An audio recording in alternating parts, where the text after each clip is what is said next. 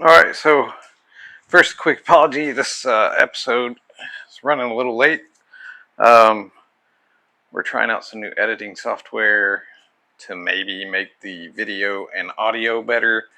Hopefully that plan works out. In conjunction with that, there's a learning curve, and it slowed us down getting the new episode out. So I apologize for that, but it's all in the interest of trying to make better videos and more watchable videos. Still working on the engine, but we're getting close to the end. Just hope you enjoy it. Alright, do it again. Man, there's fire coming out from underneath that.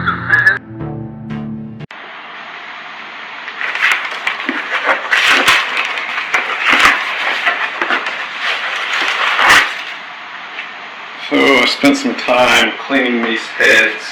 These heads are off my own 340.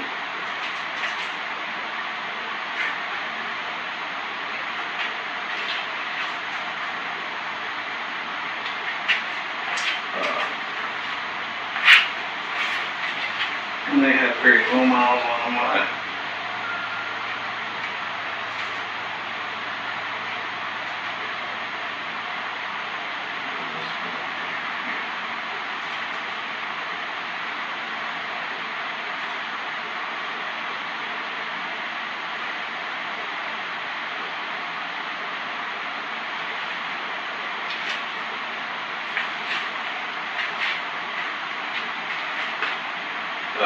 They've already been rebuilt. And then they had maybe 2,000 miles on them.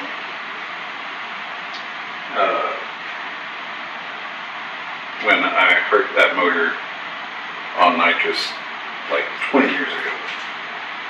So they've got hardened seats, Teflon valve seals, bronze valve guides. So just really getting ready to put the heads on and move forward with assembly.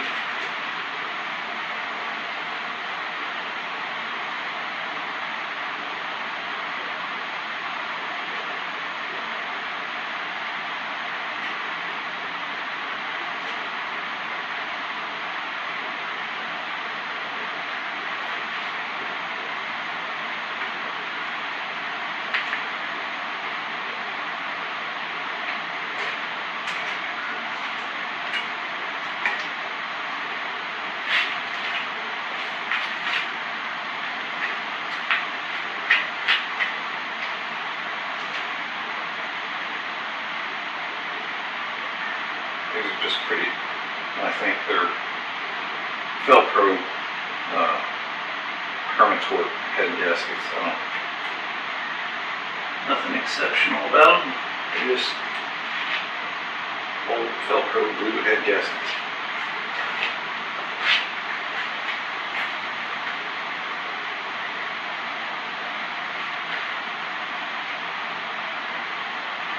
I've also got to look at the torque sequence on it because I really don't remember.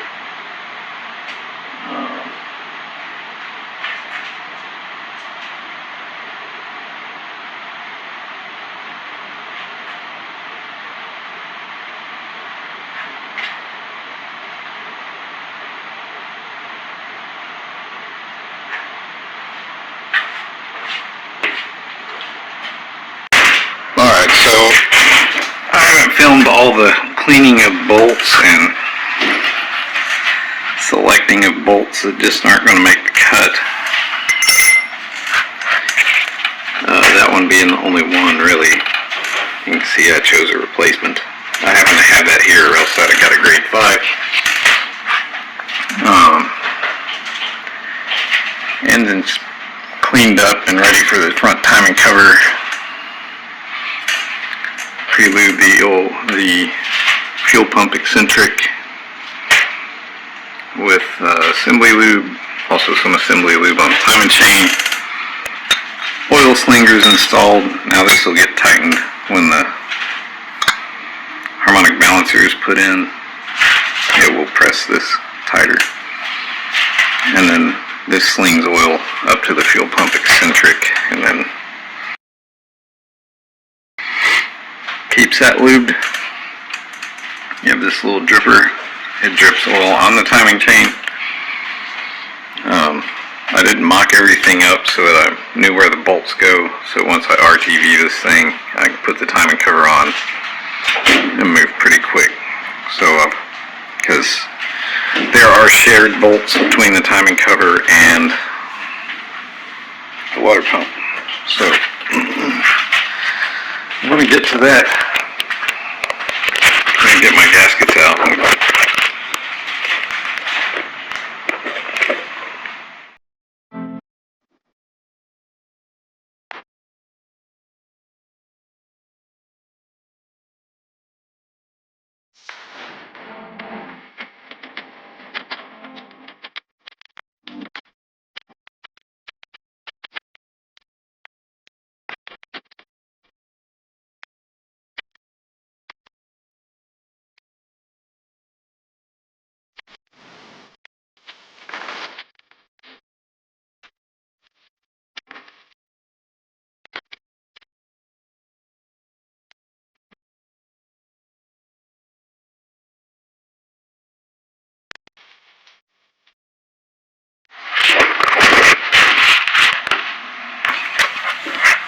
So RTV on the timing cover gasket on the timing cover. Then I'm going to come and RTV the block and then plop her up there. And the bolts that it doesn't have in common with the water pump, I'm going to put on in place.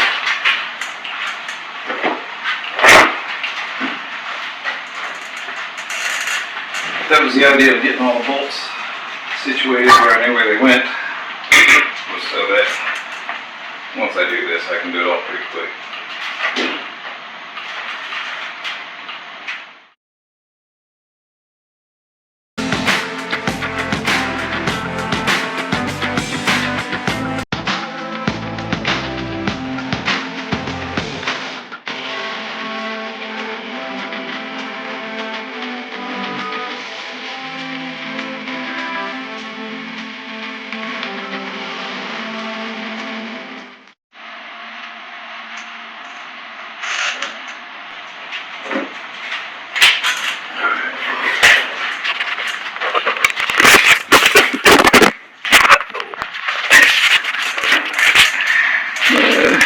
Drop the camera nader. Alright, so another light bead. Now we drip some assembly lube on the timing cover, but that'll be alright.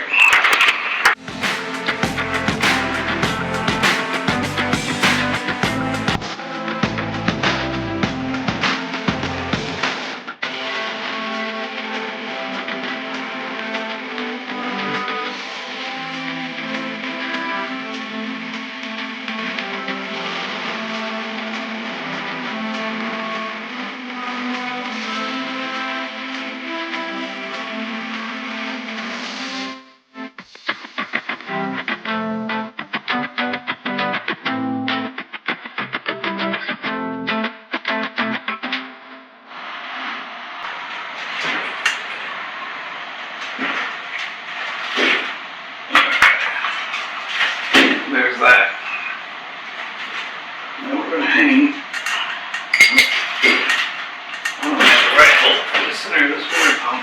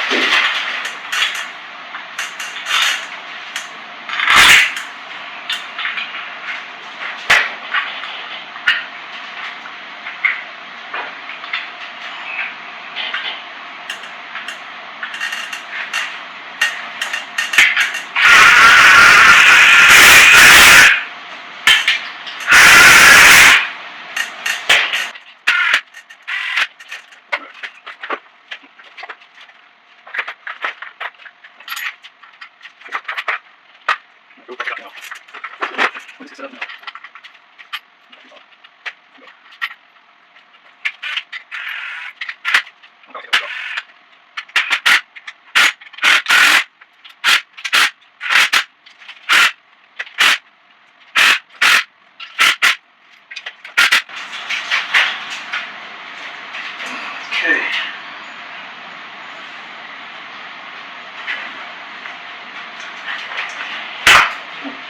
This bolt is blocked by the water pump neck.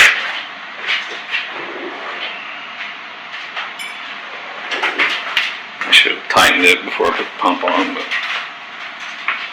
it be what it be. It's a little hard to get to.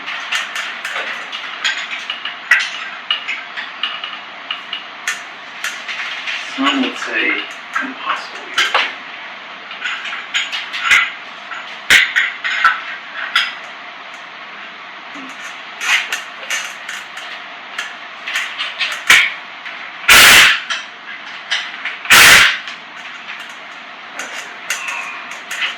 As good as we're getting.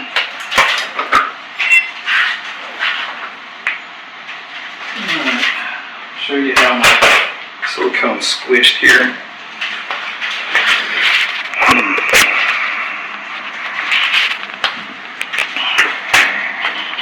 Decent.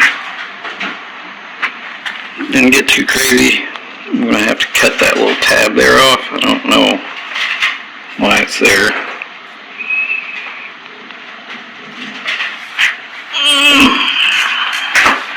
I'm sure there's a timing cover that's got an extra bolt, but that's it. So I'll clean it up after it room temperature vulcanizes itself.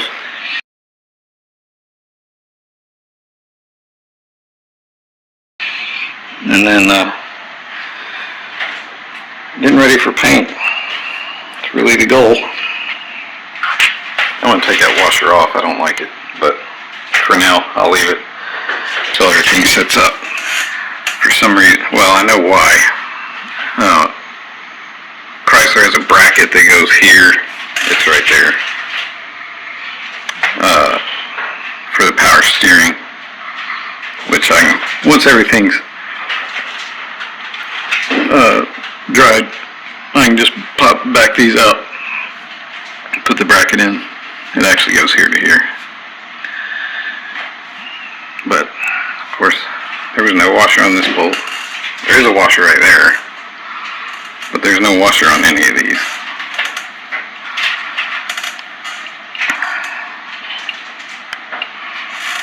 But here we are, our mishmash of bolts.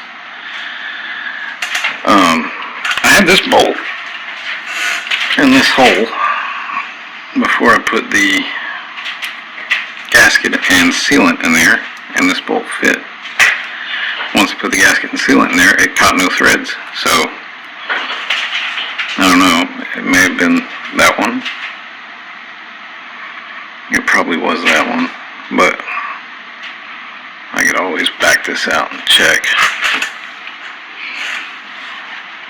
But there we are for now. And then I'll get it painted and see where we go. See how it comes out. Install new timing cover. I think I covered that. This I taped off because I hate seeing the cast iron pro cylinder heads once the intake's on. I think it should just be painted along with the engine, but I've taped off. I've set the intake up here and you can kind of see this silver line. That's where the intake goes. So I've taped off just to that level, and that was without a gasket, so it should be up a little higher than that. So it should be painted down to just below the intake.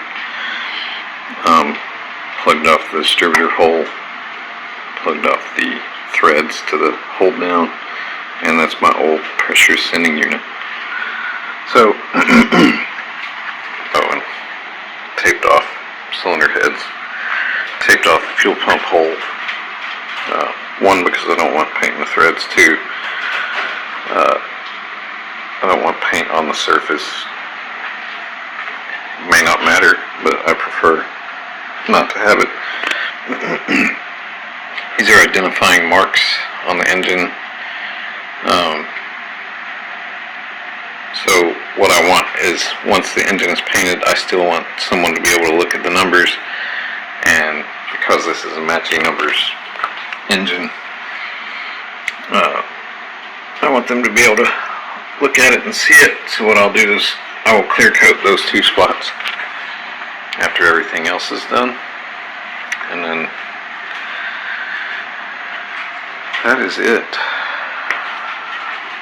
What I'm going to do is, next would be install the windage tray, which bolts right here. It's just a factory style windage tray. It was standard on the 340.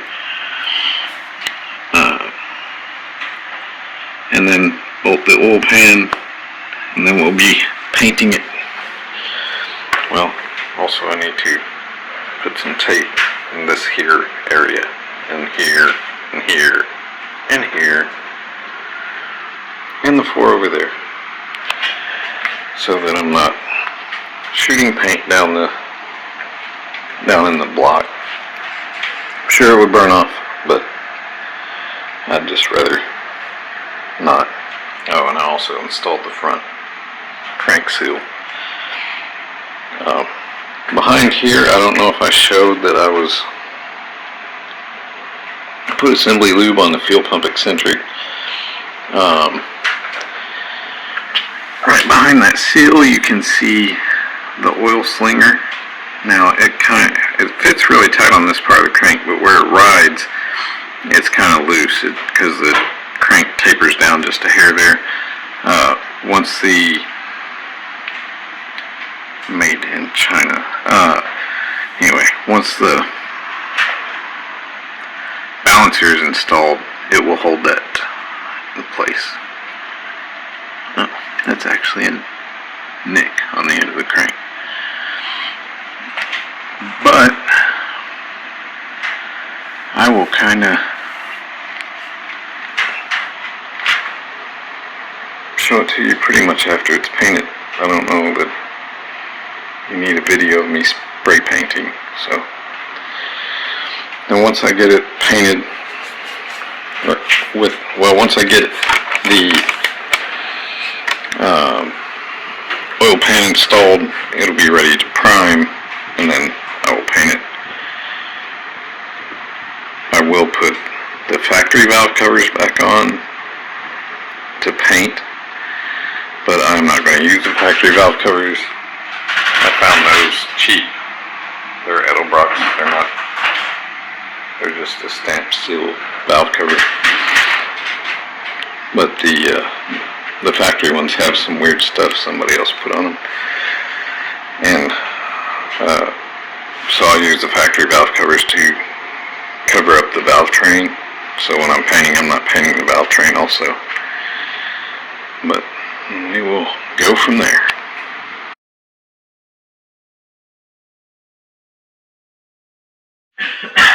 I didn't really share all, or didn't really record all the video of paint prep and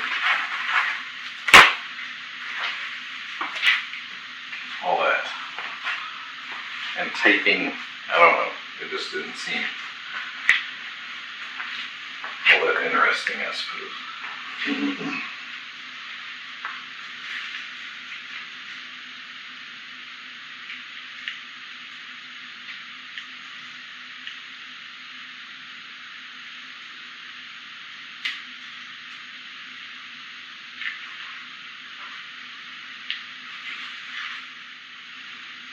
Now, I think they tell you you're not supposed to soak your lifters anymore. I don't know.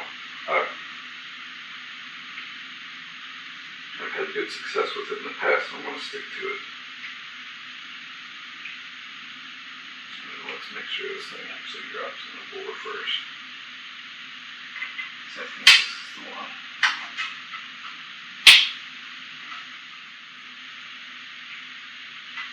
So I chose to go ahead and soak mine.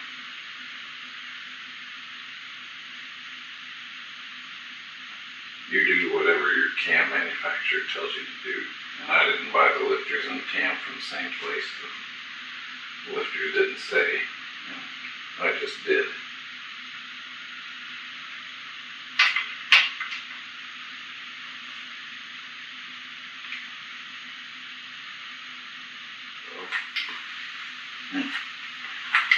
That's the lifter belts.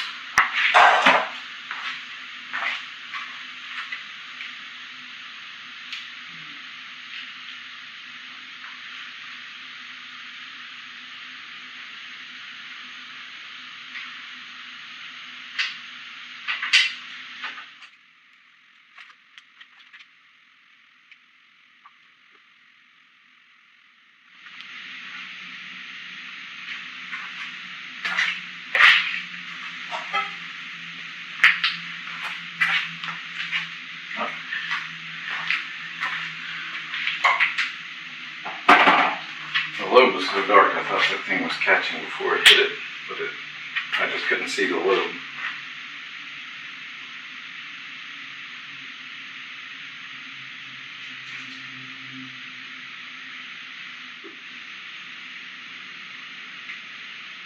How much the stuff on the outside of this lifter is going to get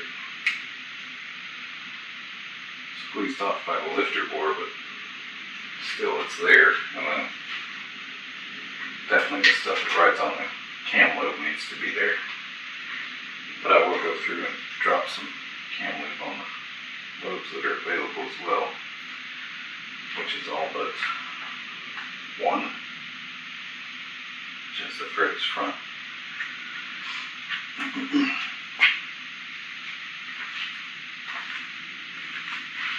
And then I did lube the cam before I put it in. It's just been a few days. I mean, you can still see it on there, but you know, the more the merrier, I suppose.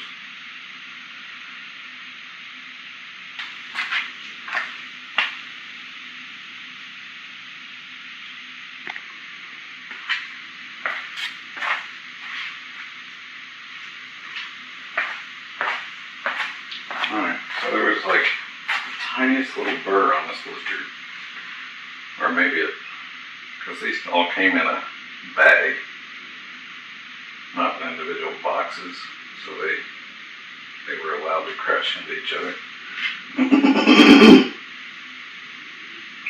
Oh.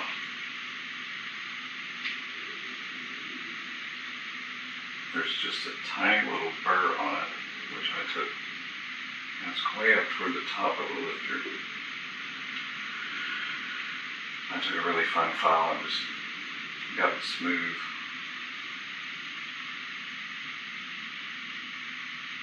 And it slides in and out like it's supposed to. But before you could feel it when it moved up and down.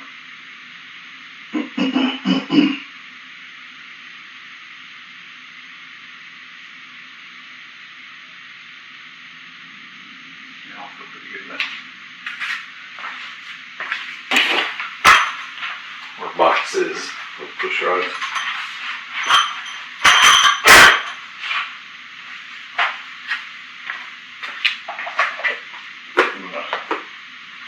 Move this out of the way before I create some kind of Valdez-esque oil spill.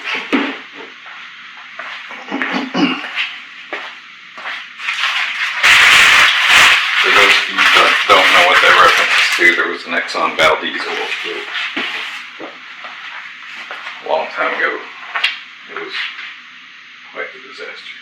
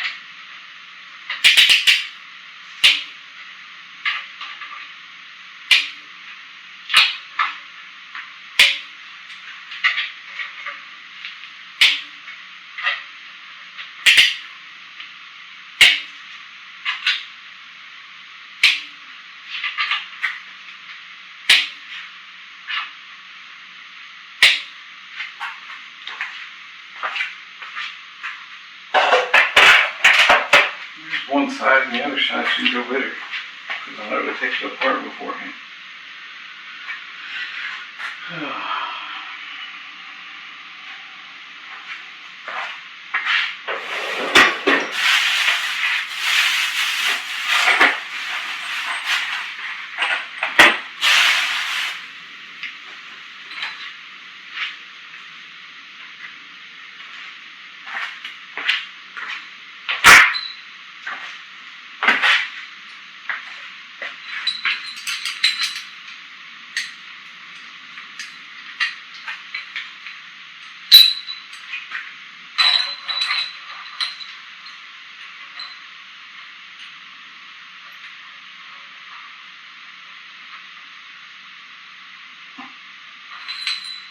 I must have built one side just like the other, so this one is correct and ready to go.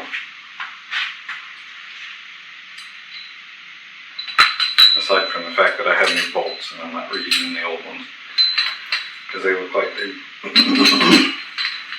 they serve their time. The heads are not in great shape. So that's,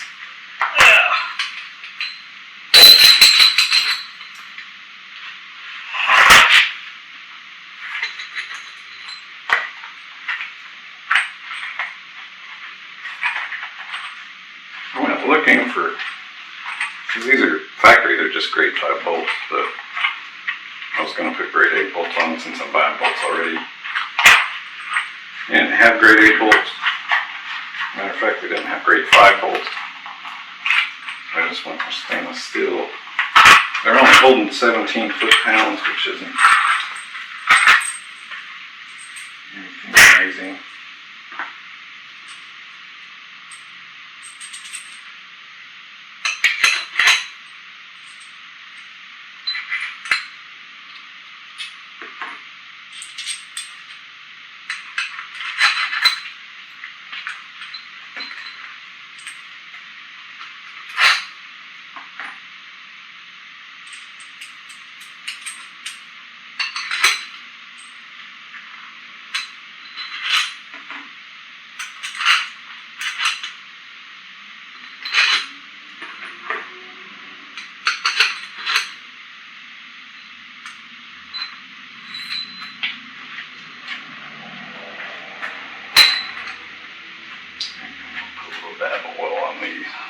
I should have done it on the others.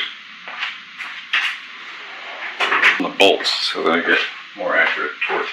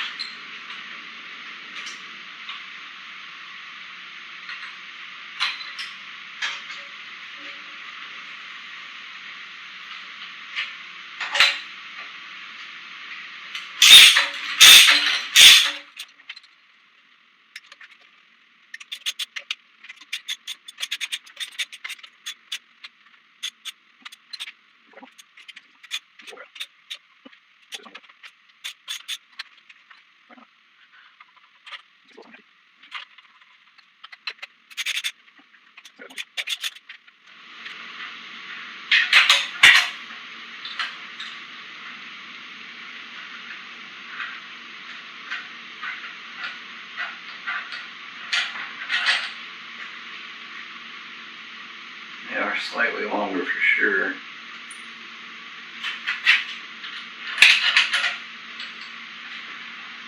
Those all over there just tighten down just fine. I guess it could just be a difference in casting from day to day. I have no idea.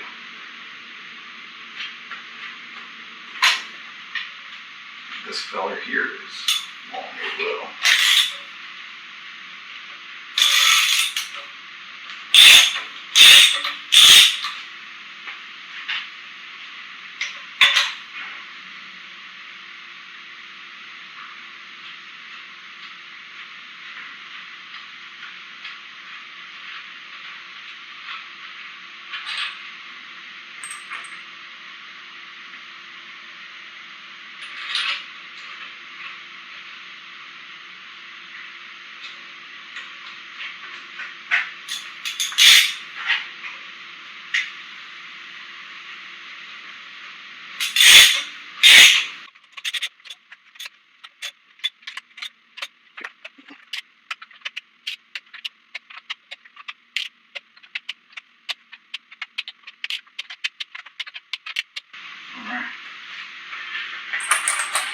Well, it's got a functioning valve train now.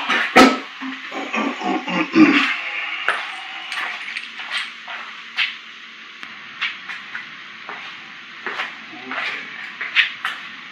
I suppose I can pull this tape. Oh, let me put some assembly lube in each shoe spot.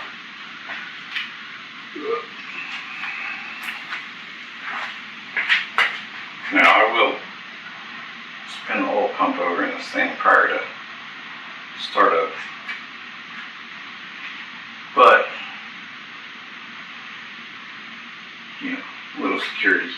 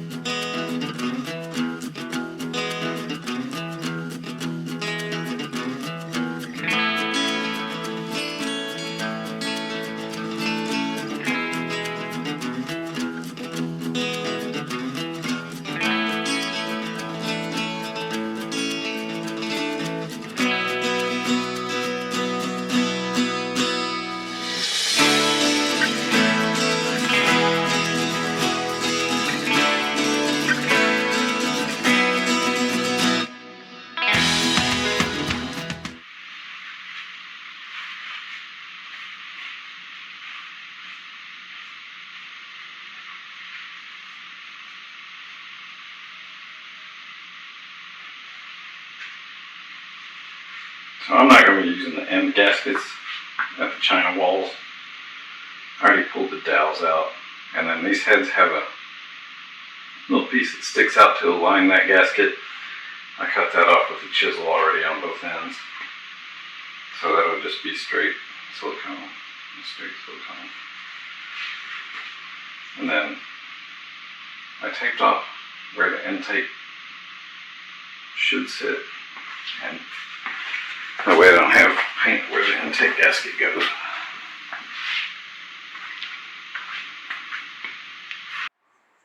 Alright, well there it is. Really close to done on the engine. Not many more parts to go here. And then we got transmission. Believe it or not, there's a lot of parts in making a car go back together. Sometimes when you jump into one of these things, you forget how many pieces you're going to have to deal with. But I appreciate you watching, and keep on coming back, and you know, like, comment, subscribe, all those cool things. And hopefully the audio and video is better this time, and it'll be that way going forward. So I appreciate you coming.